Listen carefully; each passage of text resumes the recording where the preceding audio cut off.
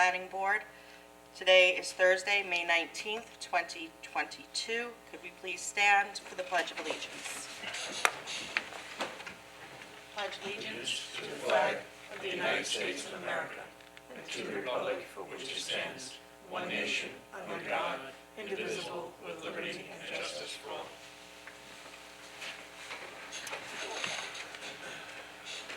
Thank you. This afternoon we have several discussion items, and we are going to begin with Verizon Wireless at Wading River with Heather Trojanowski.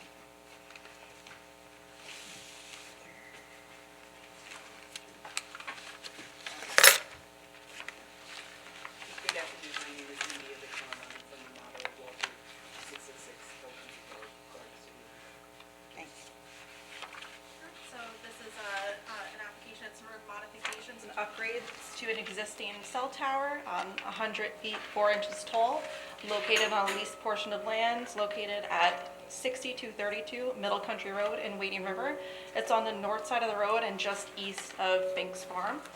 They're proposing to remove 12 existing antennas and install 12 new antennas, remove 3 existing RRHs, and install 6 new RRHs. And all the proposed work is considered to be an unlisted action pursuant to SECRA. So the recommendation is that the board assume lead agency without coordinated review and issue a negative declaration. In the application, we have a submitted radio frequency analysis report that looked at the potential RF exposure of the site and included the proposed equipment and existing equipment from all carriers on the site. And the maximum cumulative RF exposure will be 0.4% of the maximum permissible exposure for the general population and will be 0.08% of the FCC's allowable occupation limit. Also provided, we had a structural analysis that addressed the stability of the existing tower. It was reviewed by an engineer, and it was determined that the existing structure can withstand all of the proposed work. We also had a mounting analysis provided for the equipment that was reviewed by an engineer, and it was found that the mount will structurally adequately carry the proposed loading configuration. Do we have any questions? What's the difference between the mount and the structural? The structural analysis looks at the entire The weight of the existing entire pole, and then the mounts are for the antennas Yes, or whatever equipment's being proposed. I do also have a resolution prepared to assume lead agency, issue a neg deck, and then grant administrative approval as well. Okay. This is to bring everybody into 5G, I assume. All right. Are you guys good? Yeah, fine. Okay. Thank you very much.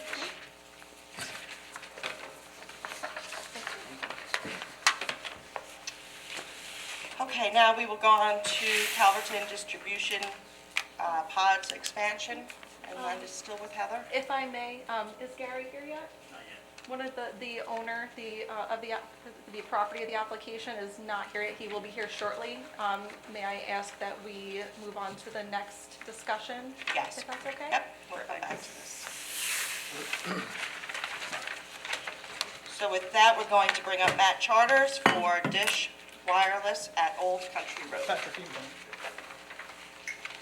All right, back to cell tower. Everybody got an opportunity to review my brief staff report on this. This is for co-location of antennas and wireless equipment on an existing water tower. This is across from the former Walmart site at 644 Old Country Road, it's behind that gas station. In terms of the application, I mean, it's unlisted in terms of, for SECRA. Not recommending coordinated review for this and recommending the board issue a negative declaration. A pretty hefty site plan on this, 18 pages, as well as an RF analysis report. In terms of work that they're doing here, adding 3 new wireless antennas, 6 RRHs, 3 OVPs, 3 new cable trays onto the water tower itself. They're also doing some groundwork because this is a new carrier, so it's in a small 5x7 area on the ground, which is shown on the site plan. Equipment cabinets, H-frame, a GPS unit, etc. This is a little bit different than our standard cell towers because this is a water district-owned property, so we generally ask for them to issue an owner's endorsement for that. We have that. I am going to recommend an additional conditional approval on this application, just that it gets reviewed by their consulting engineer, H2M. They haven't done so yet, but the applicant is working with the Water District to do so. The RF report was good, it didn't exceed any public or occupational limits. We have a mount analysis, which show the mounts can withhold the proposed infrastructure that they're doing on the tower. And then in terms of structural, they didn't give us a structural analysis for the water tower. I leave it up to the board. I added it as a condition of approval for them to look at that. I mean, it's a water tower that carries a very heavy load, but at the same time, I don't want this one addition of equipment to be something that was too much for the tower to bear, so. How many year lease does the town get with that? I'm not sure. I can find out for you. I'm just curious. Yeah.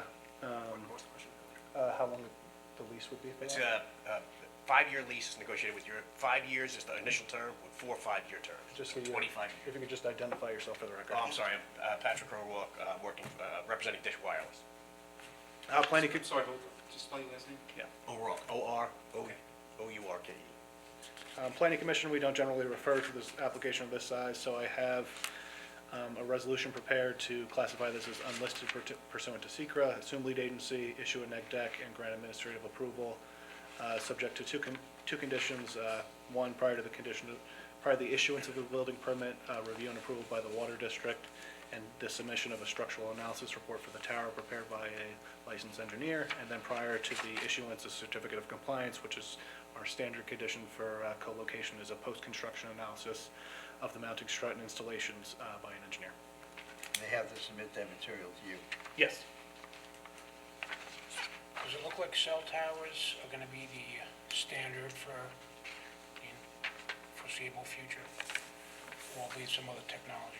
I think, in my opinion, Dish is, I work for all the carriers, so Dish is jumping in with the other carriers, compete with them. A couple of people have looked into the satellite type of thing, covering everything, but it's just way too expensive. So now, actually, what's happening too is, it's capacity with these antennas. They can't handle, they can only handle an infinite amount of calls. So they need more sites and more coverage, the more people are in that area. That's why you drop a call sometimes, is because there's more people in that area on your service, so we need more coverage. Right. But Dish is just starting out, so they're going for all the big sites right now. All your water tanks, your towers, guy towers, anything existing they're trying to get on. How much of an area does that cover? Some, it depends how the antenna is pointed, but some are only about a quarter mile. But it's all different, I could bore you to death, but when it shoots over water, it goes too far. Certain areas, it goes too far, they don't want it too far.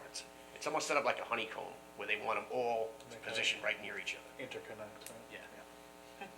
So you'll be seeing a lot more Dish applications come in front of you in the next couple of, probably When they couple of years. overlap, Dennis? They'll overlap in terms of, that's why they're close together?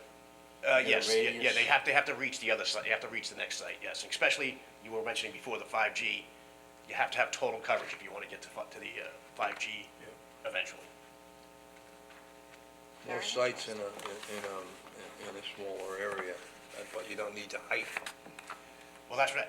When you, like he was saying, when you overlap, when you have too much, you want to go lower, where you can hook up, next to each other. But at the beginning, we want the big sites. Yep.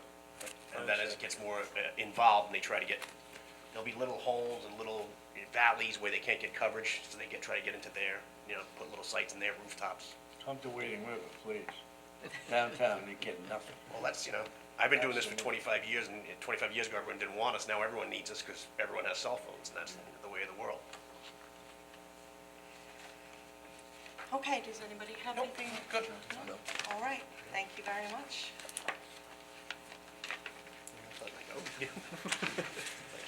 Thank you. Continue on, I can do We'll the stay next with one. you Yeah, right that's now. fine. Okay, good. Let's move on to the Riverhead Islamic Center. Okay.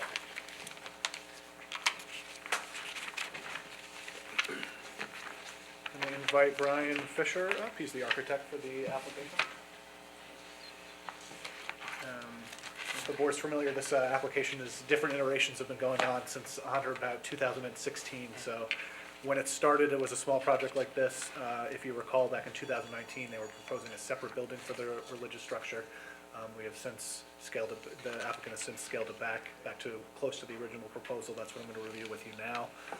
This is a 783 square foot addition and 34 square foot second story addition, some facade improvements, and a change of use from a single-family residence to a place of worship at 751 Harrison Avenue. It's on a diagonal from the Riverhead High School.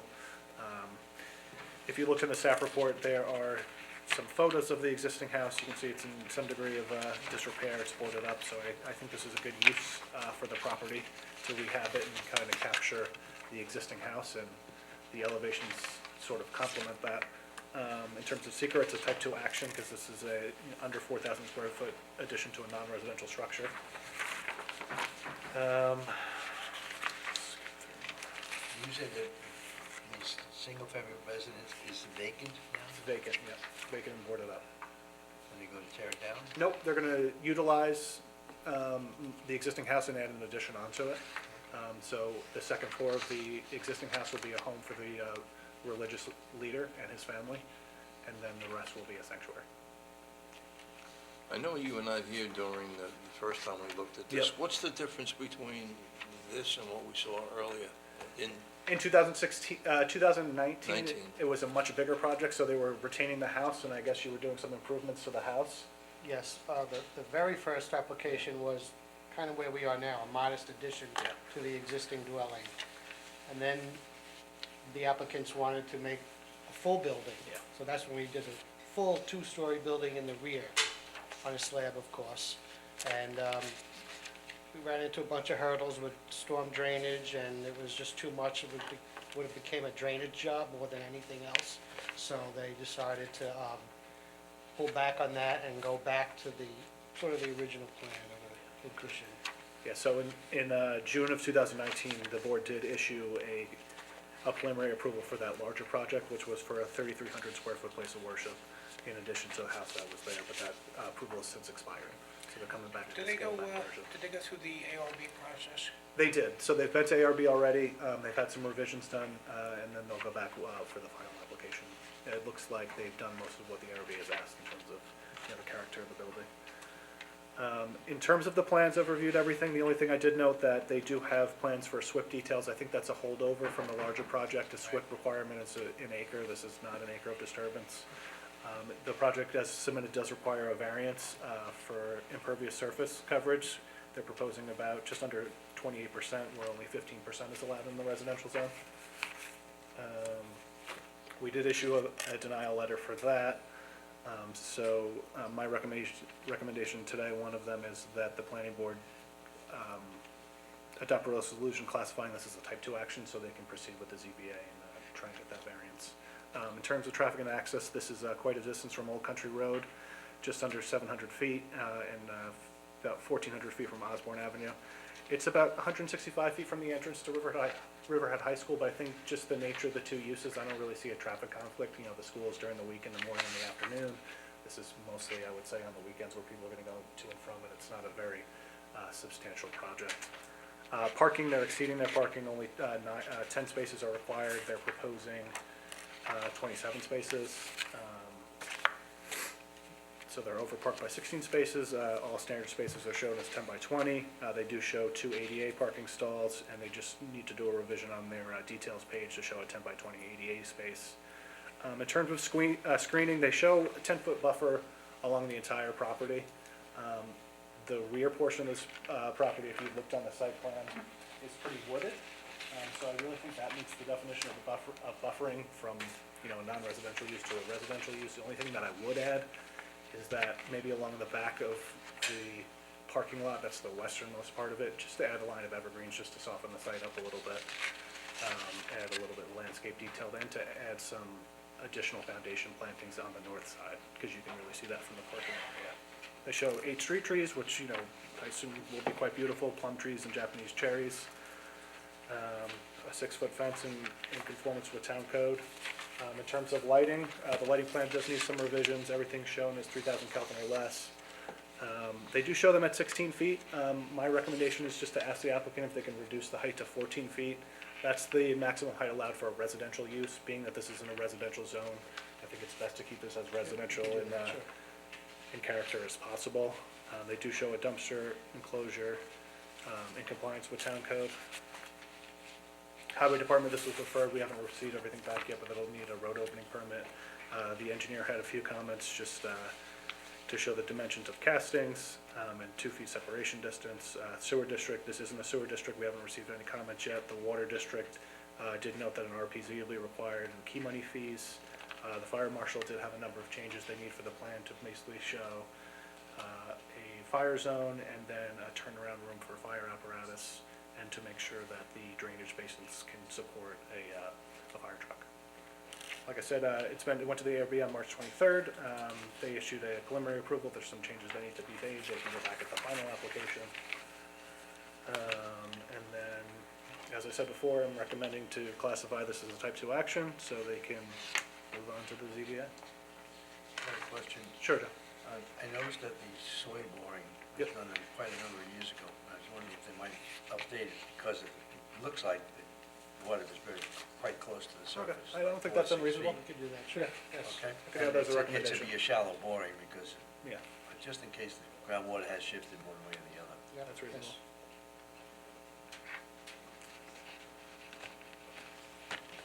You good? Good. Okay. Thank you. Enjoy the rest of your day.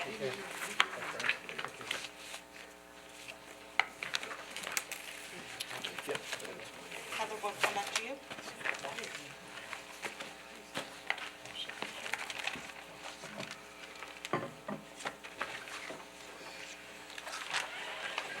Okay, we're going to bring Heather Trojanowski back for the Calverton distribution, I'm getting tongue twisted here. Distribution pods expansion.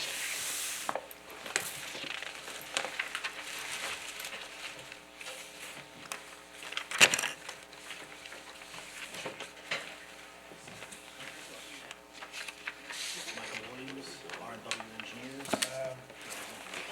Number 2. Gary Krupnik, Principal and Developer. Okay, so this is for Calverton Distribution POS expansion. We received a site plan application proposing a 45,212 square foot addition to an already existing 45,212 square foot warehouse building, along with associated site improvements at a site located at 3651 Middle Country Road in Calverton, better known as Suffolk County Tax Note Number 600-117-2-9.2. The proposed addition will not change the current warehousing use of the site, which is an as-of-right use under the Industrial A zoning use district. It will comply with all dimensional regulations as set forth in Industrial A with the exception of the height. The addition will match the height of the existing building, which is 35.5 feet. Maximum permitted in Industrial A is 30 feet. A denial letter has already been provided to the applicant. And just a note, the original building was granted a variance for the height under appeal number 16-59, but this is a new application. Even though it's the same height, it's an expansion of the building, so it will need a variance. It'll also require corresponding approval from the Suffolk County Department of Health Services for the new sanitary system being put in. I did refer to the application to DOT. Take this off, Mike. There you go. I referred the application to DOT because the property does front on a state road 25, but there's no new work proposed within the right-of-way, so they wouldn't require a new permit from DOT. The proposed action is unlisted pursuant to SECRA, with coordinated review being optional and not recommended. So I'm recommending that the planning board assume lead agency without the need for coordinated review and also issue a negative declaration since no significant adverse environmental or social impacts were identified during review. I do have a resolution prepared today to classify SECRA, assume lead agency, and issue a neg deck today. After the applicant completes the zoning board of appeals process, we can move on to schedule a public hearing. Can I just briefly? Sure, absolutely. Here, you know what? I'm pretty sure when this came along, this was a phased project anyway. Yes, it was. Is that correct? Yes, it was. I own approximately 6 point, Excuse me, can you just state your name for the record? I'm sorry, Gary Krupnik, Krupnick, and I'm the owner and developer of the PODS facility. We don't operate it, it's leased to PODS Corp. Thank you. Okay, so what we're passing out now are color elevations of all sides. of the building. The front will remain the same. Um, um, The only addition is, in order to develop this, it's linear, so we're going to add 45 to the front 45. So what we plan on doing for safety purposes is to add 2 doors to the front of the building for the construction cycle. That's why you see the 2 garage doors that don't exist today. So they'll operate out of the front of the building in those 2 aisles while we're building the back. And then when that's completed, these will be locked down, and the high-speed doors that are on the existing back will go to the new back of the building. Moving the doors out of the rear to the front, does that interrupt the workings of the building inside? No, not at all. Those aisles run all the way through. Okay. There are no racking in the building. Everything that's done in the building is done off a forklift. So it was designed Just bring 'em up. this way, so you could actually drive right through if we Right. put these in, but the intent is just to, we don't want to be in the front, that's where the parking is, and you can't see it anyway from the street because it's well screened by Yeah, I was good gonna tree say, line. not that But I wanna see this building. for a safety standpoint, we don't want to be building back there while they're running pods in and out of there. So they can just come around the front of the building, do what they have to do the way they're doing it in the back of the building right now, and then once we complete the building and see all the back half, those doors will be locked down. I had a question about a while back, you approved a 4-lot subdivision. And from what I understand, it was never filed. Now, is this addition going to go on what might have been lot 2? No, this whole structure, the existing, originally approved and sealed, and the addition of the 45,000 is within the 6.2 acres Of lot 1? of lot, the first lot, correct. And I brought in my utilities to service that, and then when we do, I don't own the subdivision, another entity owns it, another gentleman owns it, and I don't know what he's doing with the subdivision, the rest of it at this point in time. As far as we're concerned, we've got all our utilities, we don't have any arguments with the water authority or anything like that, and we've been to the health department already, and subject to us getting a negative deck, I think that you'll find that the health department is prepared to issue. We are over density only on the health side of it, and we're set up to go to the Board of Appeals. It'd be, one Pine Barren certificate, or less than 1 Pine Barren We'll have to get certificate. it to you. But we don't even really need to add another septic, so if they'll waive it, we're happy with that. Because we're not adding any bathrooms or anything. All the utilities are there, everything will be pulled out of the interior of the existing building. There's a brand-new septic that's in there, and it's not an issue. So the second down shows the first half of the building that exists now, and then it shows this new half, the second half that we're adding to the south. So that's what that elevation will look like when it's completed, and that's the existing front elevation, and this just gives you the other side of it, the east side of it. How many employees do you have there? Right now, there's about 8. Anyone that drives a truck can drive a forklift, basically. So the bulk of the work is done with 24-foot straight jobs in the Podzilla that you see. So the driver will come in the morning and take out, you could start with, a full pod that somebody wanted out of inventory. They put it on the truck, they take it to your house, and then they go back to another house that's finished and take an empty and deliver that someplace else, or come back and pick up an empty and deliver it someplace else. And then there's a manager, and he's a working manager as well. He's not just sitting in the office. And then there's a regional VP and regional managers as well. So altogether, it's probably in the range of 7 to 8 or 9, depending on the season. We're just coming into season now, so it'll blow up to even more. Subsequent to us doing this here with Riverhead, we went into East Hampton, and there exists today, at this point in time, an additional 45,000 square foot building in Riverhead, in East Hampton, on Industrial Road at the airport. And that's blowing up, and we're gonna be putting up another 25 or 30,000 square feet there. So this facility right now, from an occupancy standpoint, in terms of units in there, in season, it runs close to 90% occupied. So our outside storage is just as important as our inside storage. We've had no issues with it. If you look at the site plan, you'll see we're moving that way back into the rear area of this thing, and we propose to continue the berm and screening that we have on the west side of the lot, so there'll be no disruption. And we're actually going to be past the school at this point, so there's never had, matter of fact, the charter school has a bunch of our pods in their yard, so it's a good neighbor. The two doors that you're gonna put on the front while you're constructing, you're gonna close those off because, and then when you finish your construction, everything will be from the back again? Or you're gonna keep the front ones? Well, we could just leave the doors there and lock them out. We're not gonna do anything there because everything we do is from the back of the building. Yeah. So we could leave them, but if the board, for some reason, architectural or whatever, wants the front restored, we'll restore it. It's a non-issue for us. But basically, it's all from the back. 100% in the back. We're working with Riverhead IDA at this point in time. She's sick today, so otherwise she probably would have attended the meeting. And we are asking for consideration for an inducement for this project. We did go at it the first time around, but we were moving too fast for them to process. There was some political stuff and some other stuff that they just couldn't get it done on the first half of the building. So now we're going in and dealing with them.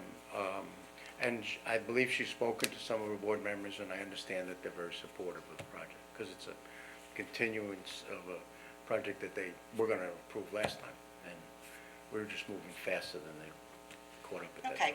time. You stated that your peak season is coming up. I'm noticing that the traffic study that was done is dated December 19th of 2016, 6 years ago.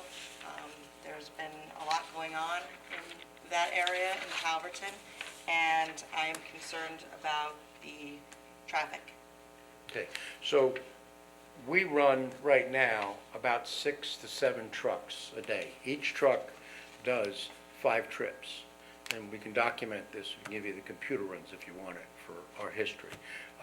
So if each truck does 5 trips, that's, one trip on the ITT is in and out, a round trip. So it takes an empty out and brings back a full, or the reverse. So you got 6 times 5 is 30, and at this point in time, what happens is, as we grow these facilities, we don't necessarily, if this is doubling from 45 to 90, history has shown all over the country that we don't necessarily double the trucks, okay? Because what happens is we're picking up more passive storage.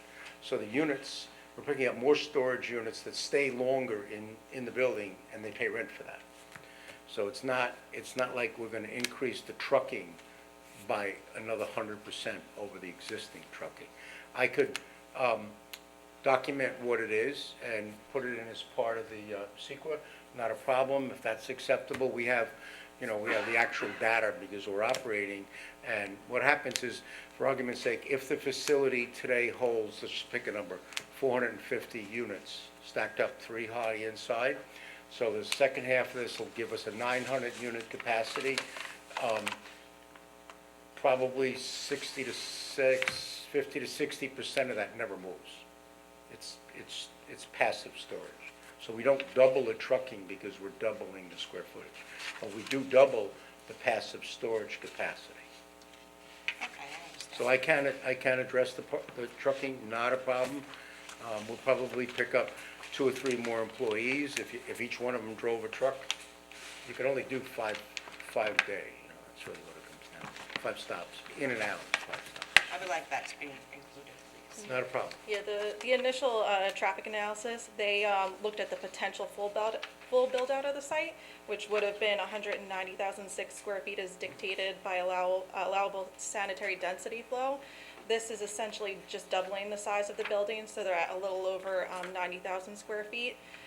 Table 1 of the New York State DEC EAF workbook has a threshold, so that would result in a substantial increase to traffic is 180,000 square feet for light industrial warehousing. So realistically, even if they were to put on a third addition per DEC, there still wouldn't be a substantial traffic impact. But it would be good to take a look at, Not a given problem. everything, all the development that's going on. No problem.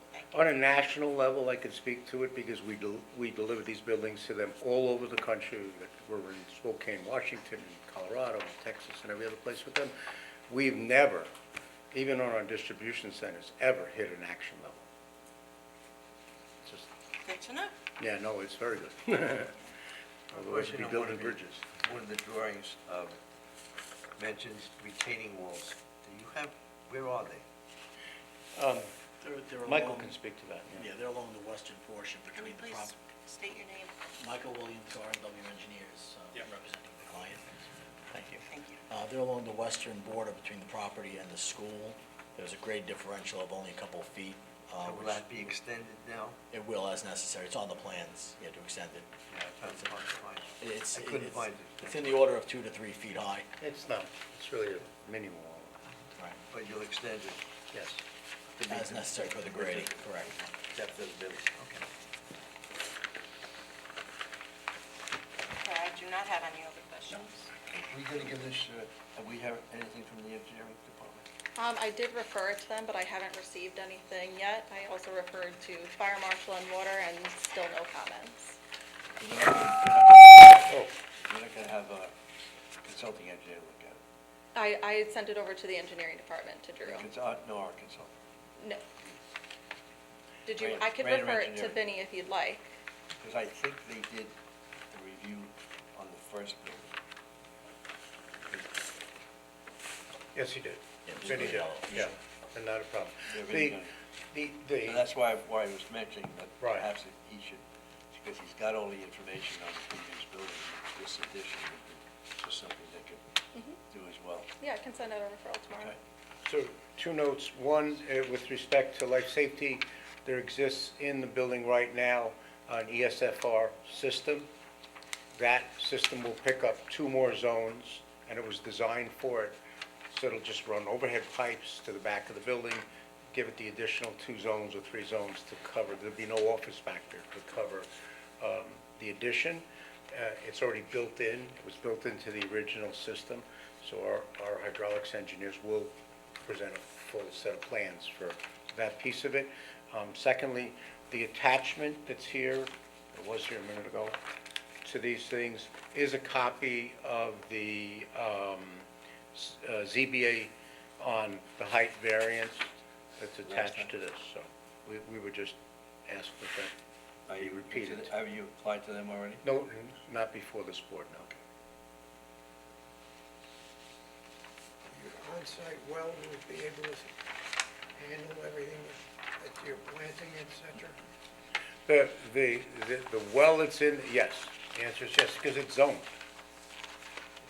It's, the well, the underground irrigation system is zoned, so that there isn't an overburden on the well. You're not turning the whole 4 acres or 6 acres on at once. You're providing an on-site well. For irrigation purposes only, we're on public water. All right. We're good. Thank you very much. Thank you for your time. Thank you. Sorry I was late. Jason over here from Garden City. Attorney's getting paid by the hour, you don't want to wait. Oh, not attorney? You should get paid like an attorney. Oh, God. Don't do that. Okay, let's move on to Riverhead Logistics Center with Greg Bergman.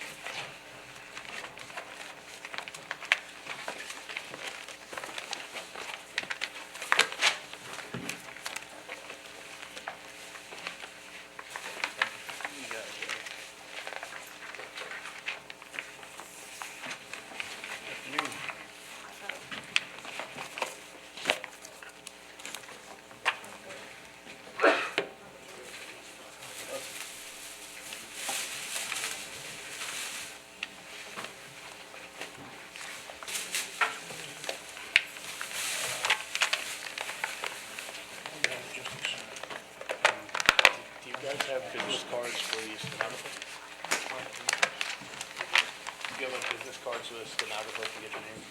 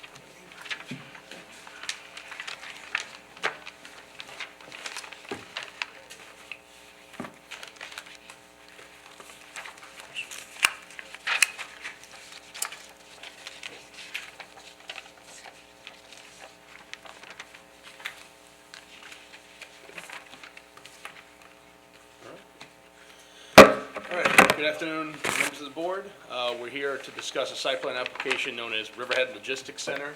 It's a site plan application seeking approval to develop a vacant industrially zoned site with a 641,000 square foot Class A warehouse facility with on-site parking and loading areas, landscaping, and other related site improvements, including stormwater management systems, as well as new sewer and water connections. The project area consists of two parcels of land identified as tax map number 600-100-3-3 and also 100-3-4. They're located at 1743 Middle Road in Calverton, New York, within the Industrial A zoning use district, and they comprise a total area of approximately 39.7 acres. The site has approximately 460 feet of frontage on Middle Road along its western property boundary. Directly abuts the Cloverleaf entrance ramp to the Long Island Expressway on the westbound entrance ramp. The southeast portion of the property continues along the New York State DOT right-of-way until it reaches the LIPA transmission lines, which bound the property on its northern property boundary. Right now, the property is presently wooded and vacant. Building department records indicate that there was a single-family residence and detached garage on the property, which was demolished in 2003. And historically, the property was used for agricultural production, which, based on aerial images, ceased sometime between 1984 and 2001. In terms of zoning compliance, the use of warehousing is allowed as of right as a permitted use within the Industrial A zoning district. Regarding SECRA, it is a type 1 action pursuant to SECRA, as it involves the physical alteration of land in excess of 10 acres. I've identified the following agencies as being involved in the SECRA review process. The Riverhead Planning Board for site plan review, Riverhead Town Board for the Water District and Sewer District extensions, as well as for a Chapter 229 excavation permit.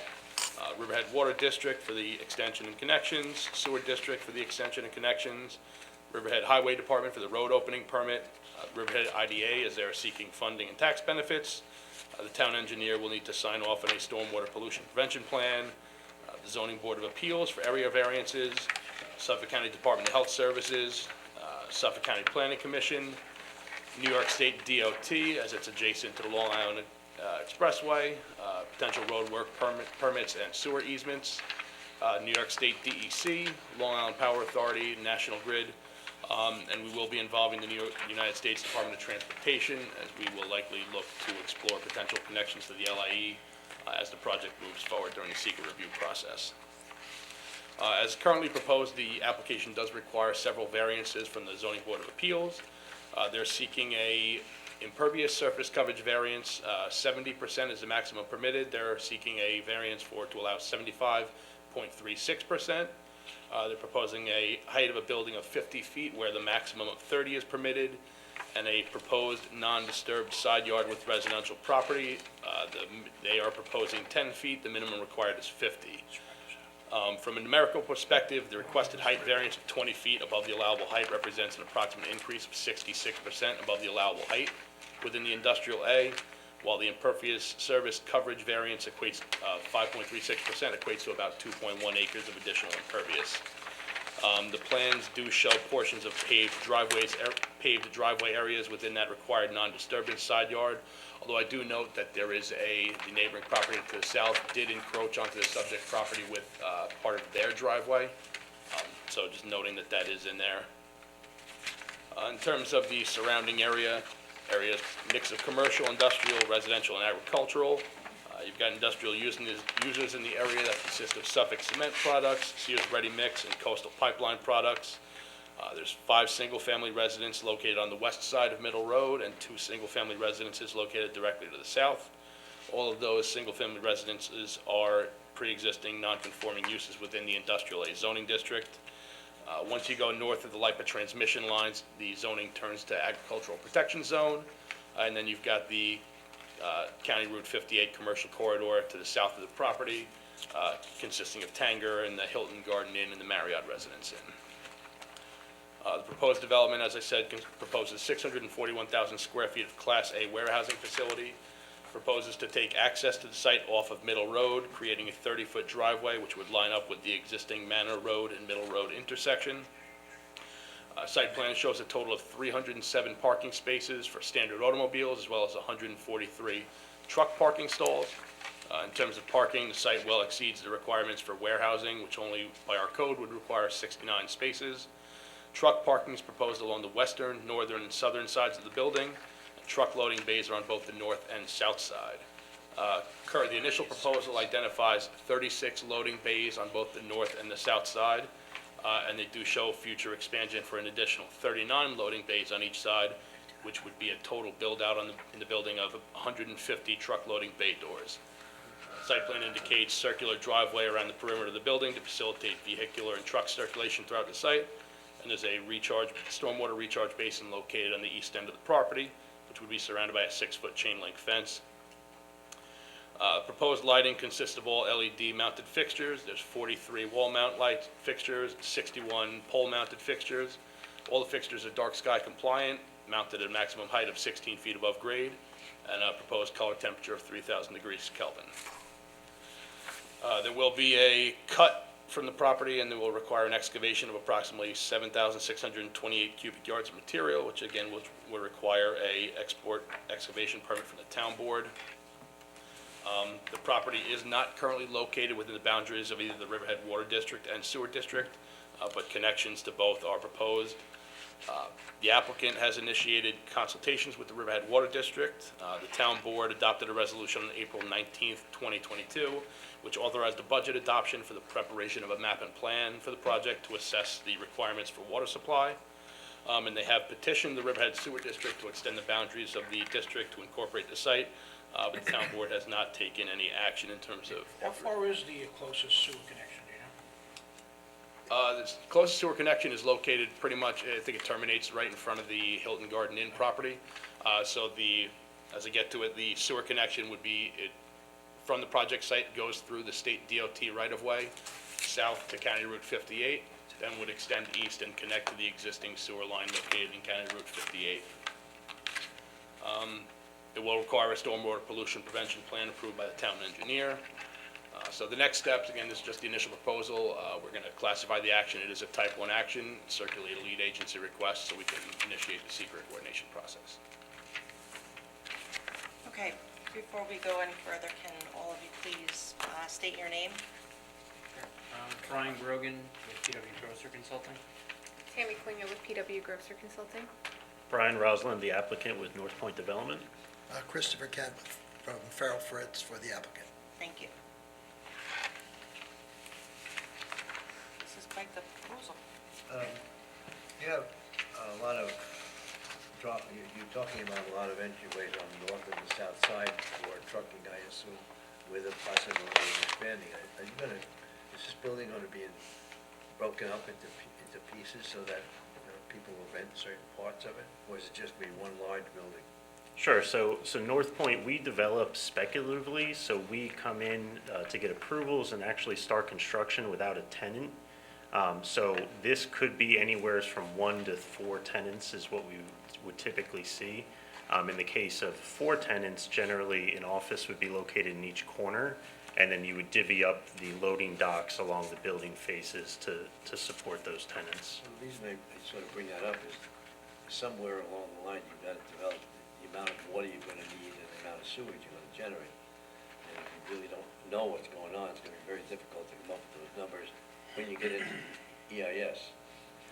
So I was going to say, just from the water perspective, the demand for water for the sprinkler systems, ESFR sprinkler systems, would far outweigh any domestic demand.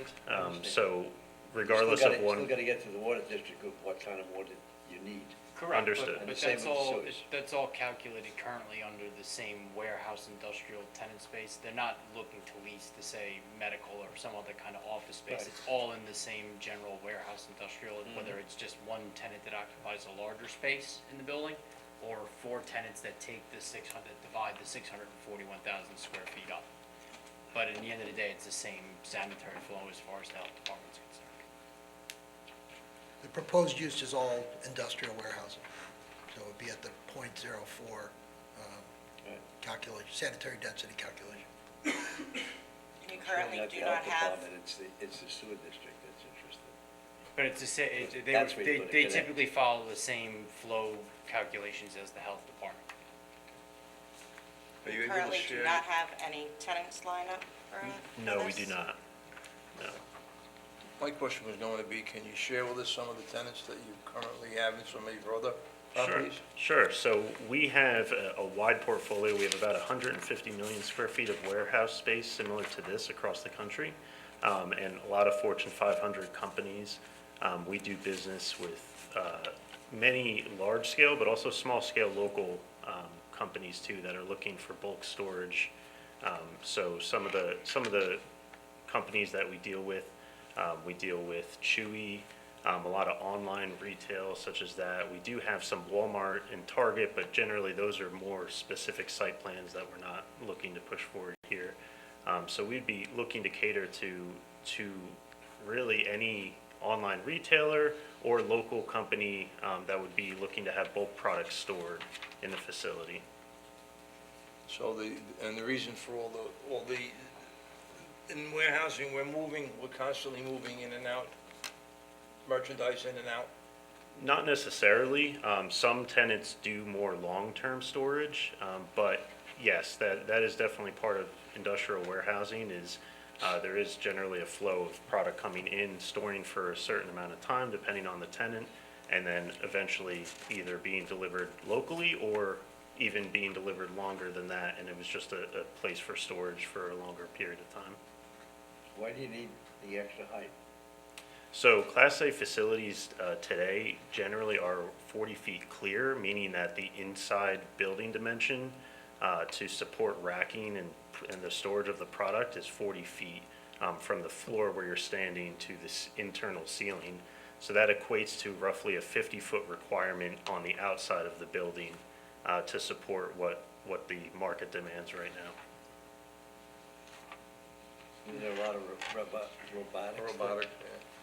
Sometimes, depending on the tenant, yeah, there is, but I would say the majority of our portfolio, it's still very employee-based and less robotics.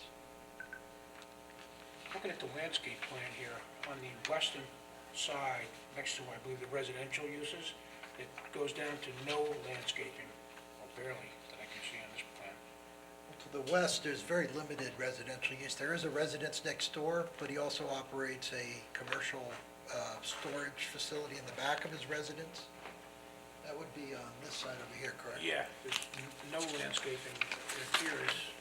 That's on that southwest corner, and that was something that we removed in talking with our neighbor, because as was mentioned, they actually have a driveway that is partially on our site that they use to gain access in the back.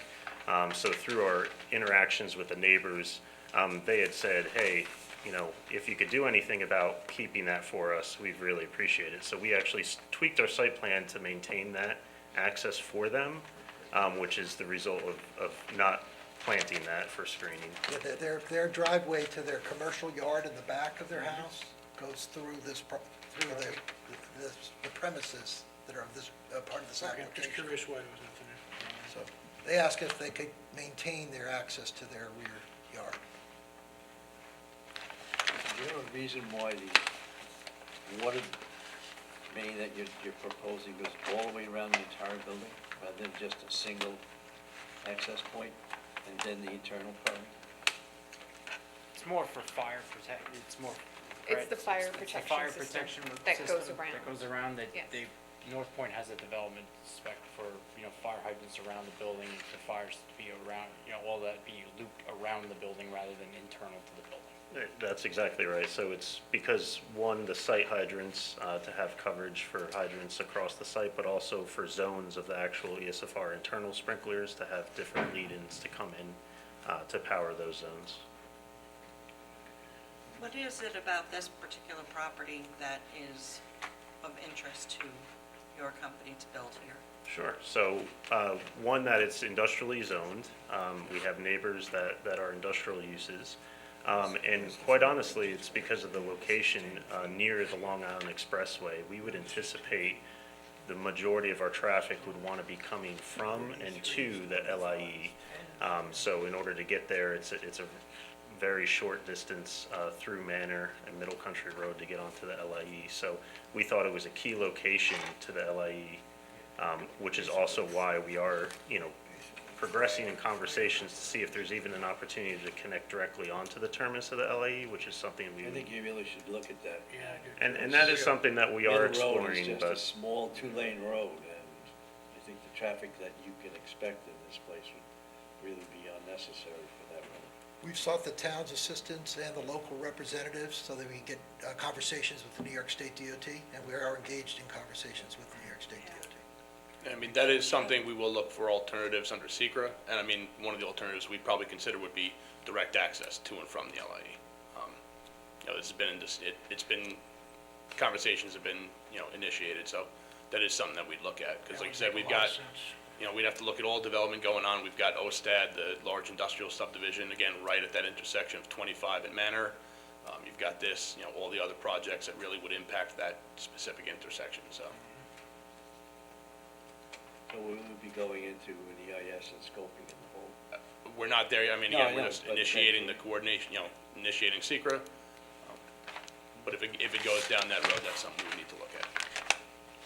Yeah, we have retained a traffic engineer, Stonefield, who will be engaged in traffic counts during the summer and the fall, the busiest seasons for traffic out here, in this area especially.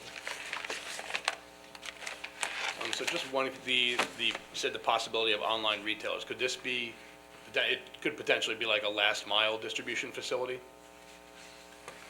not, it could be, yes. That is, I mean, we do have your Amazons and your Walmarts in our portfolio.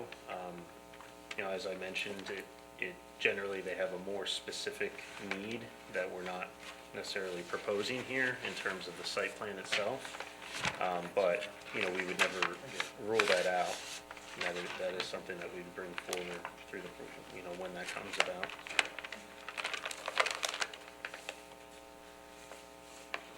Okay. So we do have a resolution on to just classify the action, begin the secret coordination process, so we can send out those referrals.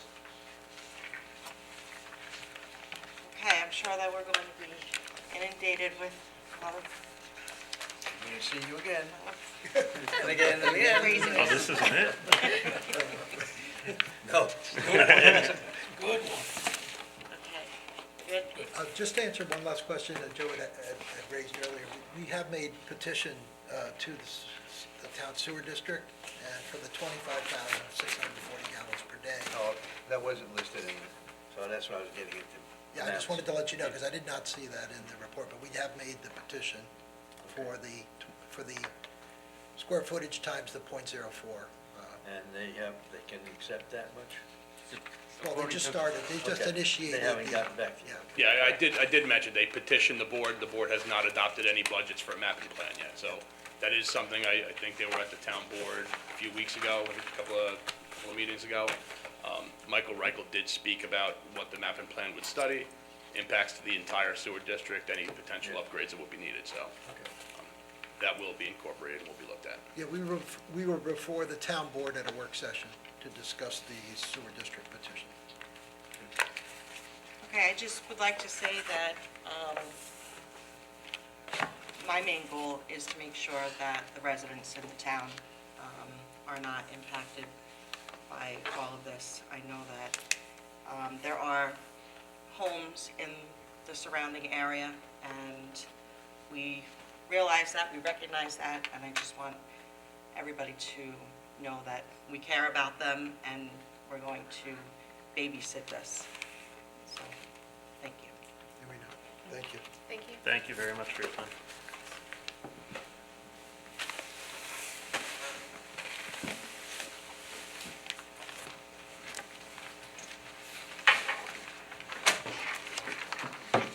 Okay, we do not have any public hearings today. Does anyone from the public want to come up with any comments on the resolutions?